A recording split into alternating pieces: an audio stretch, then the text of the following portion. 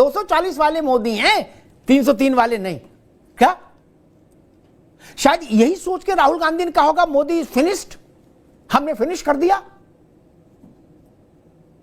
ये तो लठ भांज दिए नहीं, 240 पर तो ये 340 वाला ट्रेलर दिखा दिया कल। अगर अगर अगर अगर अगर यही धरना है, यही खून है, यही कुर्बानी है, तो ऐसे खून और कुर्बानी को प्रणाम। अगर यही मंच पे इसीलिए बोले थे कि नहीं हम तहसील पर ज्ञापन देंगे तहसीलदार को और 5 मिनट का धरना करेंगे हैं, और फिर विज्ञप्ति जारी करेंगे, एक वीडियो भी। अगर यही खून बहाना कुर्बानी है तो फिर मुसलमानों की पार्टी तंजीमों से मैं कहूंगा गुरु ठगे गए। क्या अगर इनके भरोसे आप लड़ाई पर निकल लिए तो ठगे गए। सामान पहले से तैयार रखिएगा। कुर्बानी का बयाना लिया है तो अब तो निभाना पड़ेगा। मैंने कल ही कहा था इसी कार्यक्रम में, इसी समय, कि वक्फ पर सस्पेंस खत्म हो गया। कल इसी समय मैंने कहा था।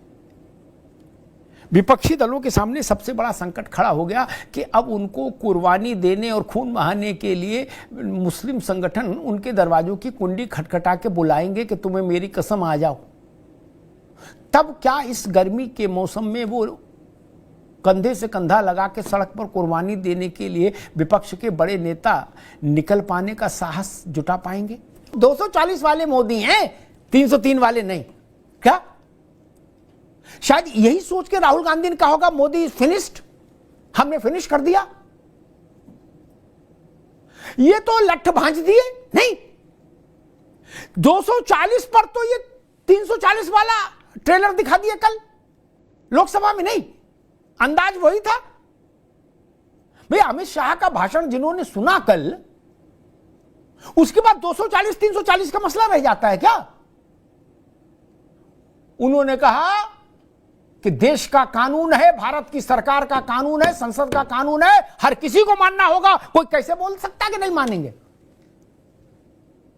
वही तेवर, वही अंदाज। मुन्ना खान साहब, आपसे गलती कहां हो गई, चूक कहां हो गई समझने में कि ये नरेंद्र मोदी का कॉन्फिडेंस खत्म हो गया? मान लीजिए आप कल हो कि भाई अखिलेश जी की कुंडी खटखटा दी अरशद मदनी ने, तो क्या स्थिति बनेगी? और पूछें कि भाई कुर्बानी का क्या है सीन, या राहुल जी की, या ममता जी की, या तेजस्वी यादव की?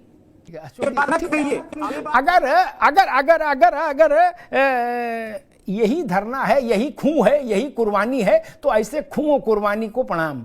अगर यही मंच पे इसीलिए बोले थे कि नहीं हम तहसील पर ज्ञापन देंगे तहसीलदार को और 5 मिनट का धरना करेंगे हैं, और फिर विज्ञप्ति जारी करेंगे, एक वीडियो भी। अगर यही खून बहाना कुर्बानी है तो फिर मुसलमानों की पार्टी तंजीमों से मैं कहूंगा गुरु ठगे गए। क्या अगर इनके भरोसे आप लड़ाई पर निकल लिए तो ठगे गए कि हम करें तो लीला और वो करें तो ये नहीं। संसद में बिल पास हो रहा है और सोनिया जी कह रही है कि ये जबरिया बिल पास करा लिया। ये गांव की पंचायत में बिल पास हुआ है क्या कि मारपीट करके बिल पास हो गया? 14 घंटे बहस के बाद बिल। सामान पहले से तैयार रखिएगा। कुर्बानी का बयाना लिया है तो अब तो निभाना पड़ेगा। और ये बात अशोक भाई ने भी कही कि हम जो वादा करते हैं वो निभाते हैं।